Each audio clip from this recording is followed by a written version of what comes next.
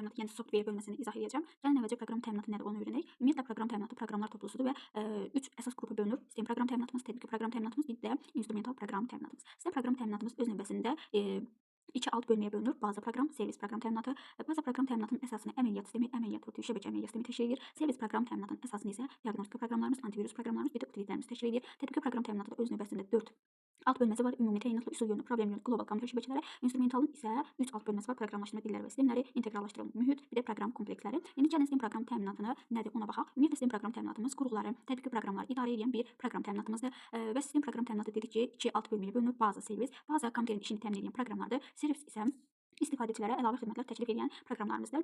Ümumiyyətlə gəlin indi bu anlayışlar haqqında sizə qısa məlumat verim. Əməliyyat sistemi dedikdə nə nəzərdə tutulur? Əməliyyat sistemi ümumiyyətlə kompüterdə olan bütün əməliyyatları icra edən bir sistemimizdir və ümumiyyətlə əməliyyat sistemimiz proqramlar arası əlaqəni, qurğular arası əlaqəni, bir də ki, istifadəçi ilə kompüter arası əlaqəni təmin edən bir sistemimizdir. Əməliyyat örtüyümüz isə əməliyyat sisteminin çatışmayan cəhətlərinin üstünü örtür və bizi müəyyən bir əmrləri bilməkdən nə edir? Azad edir. Şəbəkə əməliyyat sistemləri isə adından da göründüyü kimi lokal və qlobal şəbəkədə müəyyən verilənlərin ötürülməsi, emalı və müəyyən funksiyaların həyata keçirilməsi təmin edən bir əməliyyat sistemimizdir. Diaqnostika buna başqa cür texniki xidmət proqramlarımızı da deyirik. Ümumiyyətlə texniki proqram təminatımız, xidmət proqramımız daha doğrusu kompüterin düzgün işləməsinə nəzarət edir və nasazlıqları aşkarlayandır. Antiviruslar təkcə kompüterlərimizi yox, telefonlarımızı, planşetlərimizi viruslardan qorumaq üçün nəzərdə tutulmuşdur. Bu testlərimiz isə köməkçi məqsədi, yəni köməkçi məqsədi ilə istifadə olunan və bizə xidmət edən, daha doğrusu disk və fayllara xidmət edən nəyimizdir? Proqramlarımızdır. Gəlin keçək, ümumiyyətlə siz proqram təminatını öyrənirsinizsə, hər hansı bir anlayışa uyğun, yəni anlayışa aid proqramları bilməlisiniz. Məsəl üçün, indi dedik ki, əməliyyat sistemimizə aid olan proqramlarımız MS-DOS-dur, Windows versiyalarıdır, yəni Windows 7-dir, Windows 8-dir, Windows 8.1, 10 və 11 versiyaları, sonra Unix-dir, MacOS-dur,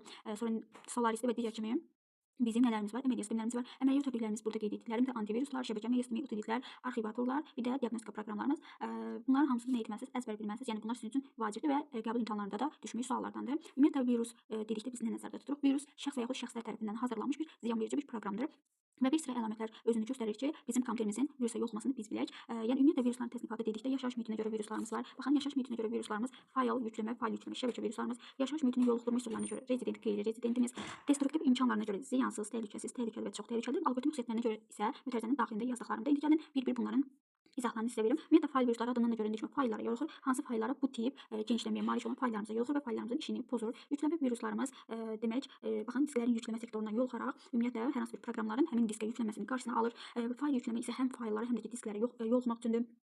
Rezident viruslarımız əməli yaddaşı biz harda keçmişdik? Texniki təminat mövzumuz. Əməli yaddaşın digər adı nə idi? RAM idi, müvəqqəti yaddaş idi, operativ yaddaş idi. Yəni rezident viruslarımız əməli yaddaşda yerləşir. Qeyri-rezident isə əməli yaddaşda aktiv olurlar, lakin əməli yaddaşı virusa yoluxdurmurlar. Ümumiyyətlə biz sizlərlə driver anlayışı keçmişdik periferiya qurğuları hissəmizdə, yəni texniki təminat mövzumuzda, hardware bölməmizdə. Orada nə deyirdik? Deyirdik ki, driver xarici qurğuları əməliyyat sisteminə tanıdan bir proqram idi. İndi baxın burada öyrənəcəyik ki, driver sistem proqram təminatına aid bir proqramımızdır. İndi gəlin növbəti hissəyə baxaq. Alqoritm xüsusiyyətlərinə görə viruslarımız dedik və burada qısa olaraq açar sözlərlə yazmışım. Yəni makrovirus Microsoft Office proqramlarına yoluxanda, Trojan kompüterimiz biz bilmədən başqasının nəzarəti altına keçir. Kompanyon faylın sürətini yayır. Baxın, kompanyon faylın sürətini yayır. Parazit isə öz sürətini yayır. Kompanyon içini dəyişmir faylın. Parazit isə müəyyən bölmələri, yəni yükləyici bölmələri nə edir? Dəyişir. Sonra stress nədir? Monitoru aldadan alqoritmindən istifadə olunur. Açar sözlərdir. Polimorf özünü kodlaşdıran, yəni özünü necə kodlaşdırırsa, antivirus onu adi fayl kimi görür və onu axtarıb tapmaqda çətinlik çəkir. Tələbi isə ən primitiv, ən sadə bir bizim nəyimizdir? Viruslarımızdan biridir. Sonra gələk baxaq antivirusun növlərindən. Ümumiyyətlə antiviruslarımız demək, baxın burada gördüklərinizdə filtr, rezident, 2 dənə bizdə rezident proqram var. Bir filtr, bir də vaksin. Buna başqa cür inizatorlar da deyirik. Filtr ümumiyyətlə nəzarət edən, yəni hansının altından xətt çəkmiş, onlar demək ki, sizin açar sözləriniz. Yəni siz açar sözləri necə, yəni sizin açar sözlər nə lazımdır soruşa bilərsiniz. Açar sözlər sizin testlərdə daha tez tapmanızı kömək etmək üçündür. Yəni bu sözləri görən kimi biləcəksiniz ki, filtrə aiddir. Məsələn, RAM-da və xarici qurğularda yalnız onlara məlum olan, yəni bütün virusları tapır, yalnız məlum olanları axtarıb tapmaq detektora aiddir. Detektor antivirusumuza aiddir. Həkim proqramlarımız virusları aşkar edib zərərsizləşdirməkdir. Müfəttişlə cari vəziyyətlə, yəni virusun düşmüş halı ilə düşməmiş halını, yəni kompüterin düşmüş halı ilə düşməmiş halını müqayisə etməkdir və müfəttişdə bəzən ola bilər düşsün, müəyyən bir məzmunu yadda saxlayanlar bizə hansı antivirusumuzdur? Müfəttiş proqramımızdır. Vaksinlər başqa cür immunizatorlar deyilir. Yəni bəzən testlərdə immunizatorlar kimi qarşınıza çıxsa, bilin ki, söhbət vaksinlərdən gedir. Vaksinləşdirmə yolu ilə yoluxmanın qarşısından və rezident proqramlarımızdır. Ümumiyyətlə biz bu viruslarda, antiviruslarda bir bölmədə də tanış olacağıq sizlərlə informasiya təhlükəsizliyi. Yəni informasiya təhlükəsizliyi burada necə keçmişiksə, orada da eynisini keçəcək. Ona görə də siz nə etməlisiniz? Buradan oxuyub informasiya təhlükəsizliyinə keçsəz daha yaxşı olar sizin üçün. Utilit proqramlarımız, ümumiyyətlə utilitlər bayaq dedik ki, disk və fayl sistemlərinə xidmət edən proqramlarımızdır. Utilitlərin bəzi hissələrini, yəni bəzi proqramları vermişəm burada mən. Onsuz biz utilitləri Windowsda da öyrəndik sizlərlə. Yəni Windowsda da daha geniş keçəcəyik, öyrənəcəyik sizlərlə. Sonra disk department, ümumiyyətlə yenə də altından xətt çəkdiyim sözlər burada nədir? Açar sözlərimizdir. Arxiv proqramları nədir? Arxiv, ümumiyyətlə arxivator nədir? Gəlin onu birinci izah edeyim sizə. Arxivator faylları arxivləşdirmək üçün, sıxlaşdırmaq üçün, yəni həcmini azaltmaq üçün istifadə olunan bizdə bir metoddur, bir proqramdır daha doğrusu. Əsasən mətn tipli fayllarımızı biz arxivləşdirə bilirik ki, onun həcmi azalsın. Ümumiyyətlə, niyə arxivləşdirmədən istifadə edirik? 2 səbəb ola bilər. Bir, informasiyanı qorumaq üçün, bir də hər hansı bir, yəni kompüterimizdə yer açılması üçün SFX var. Bu da ki, öz açılan arxivdir. Yəni nə deməkdir bu öz açılan? Yəni müəyyən bir həmin arxivləşmiş faylı atmaq üçün yoxsa bir arxivatorda, yəni müəyyən bir arxiv proqramlarına ehtiyac yoxdur. İndi gəlin keçək tətbiqi proqram təminatına. Tətbiqi proqram təminatının əsas bizə lazım olan hissəsi nədir? Ümumi təyinatı, bir də qlobal kompüter şəbəkələridir. Yəni onlara aid olan proqramları mütləq şəkildə yaxşı bilməlisiniz. Tətbiqi proqram təminatı hər hansı bir məsələnin həlli üçün bizə lazım olan bir proqramlar toplusudur. Məsəl üçün, biz təqdimat hazırlamaq istəyirik ki, hansı proqramı açırıq? PowerPoint proqramını açırıq, düzdür? Demək, PowerPoint proqramı bizim üçün nədir? Tətbiqi proqram təminatına aid bir proqramdır. İndi gəlin burada baxın, yenə də qısa konspekt şəklində vermişəm ki, hamısını bir slayda daxil etmişəm ki, necə deyirlər, sizə asan gəlsin. Yenə də mətn redaktorlarını, prosesorlarını əzbər bilməsiniz, adlarını, cədvəl prosesorları, nəşriyyat proqramlarımız hansılardır, qrafik prosesorları və yaxud proqramlar da deyə bilərik. Sonra lüğət proqramlarımız, tərcümə proqramlarımız hansılardır.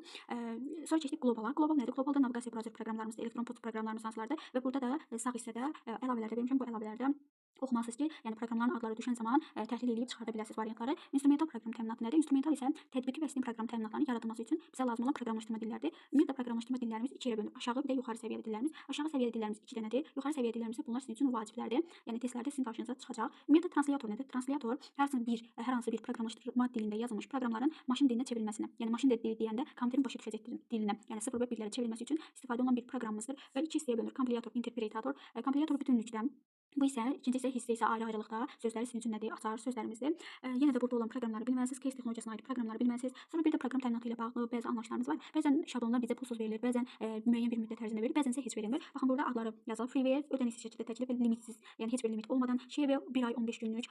Demo isə baxın, bir proqramda aid olan proqram hər hansı bir hissəsi işləmir, yəni müəyyən bir ödəniş etməklə biz o şablonlardan istifadə edə bilərik. Proqramları satın almamaq, limitsiz istifadə etmək üçün kiçik proqramlarımız var. Bu proqramlarımız Crack və yaxud Cajun kimi adlardır. Bu proqramlarımızın adları. Ümumiyyətlə portable nədir? Portable isə baxın, həmin proqramı quraşdırmadan, yəni indirmədən biz ondan istifadə ediriksə bu adlanır portable, yəni daşına bilən proqramımız. Ümumiyyətlə çevrilməmiş, yəni belə deyək də hər hansı bir proqramlaşdırma dilində olan, yəni səhvli düzlü olur bizdə ilkin, professional olaraq yazılmış bir proqram isə olur mütləq və yaxud kiçik proqramımız və son hissəmizi də izah edək. Ümumiyyətlə proqram təminatı ilə bağlı bəzi anlayışlarımız var, əsas anlayışlarımız. Yəni birinci biz proqramı nə etməliyik? İndirməliyik. İndirən zaman nə baş verir? İnternetdən xarici yaddaşımıza, yəni kompüterin xarici yaddaşına nə edilir? Köçürülür və setup.exe genişləməsi ilə köçürülür və download qovluğuna düşür. Diqqətli olun. Quraşdırma və yaxud installyasiya həmişə proqramları yükləyən zaman install falan yəqin ki görmüsünüz. Baxın, installyasiya quraşdırmaq deməkdir. Bu zaman kompüterin sərt diskinə düşür, yəni xarici yaddaş qurğularından kompüterimizin sərt diskinə, yəni sərt diskimiz nə idi? HD dediyimiz və bu zaman yenə də proqram fayl qovluğuna. Baxın, burada download qovluğuna düşür. Burada da isə, yəni quraşdırmada isə proqram fayl qovluğuna düşür. Proqramın yüklənməsi isə artıq əməli yaddaşa, yəni RAM-a yüklənmədə. Artıq biz ondan açıb, yəni proqramı açıb istifadə ediriksə, bu artıq nədir? Baxın, bu proqramın yüklənməsi mərhələsidir.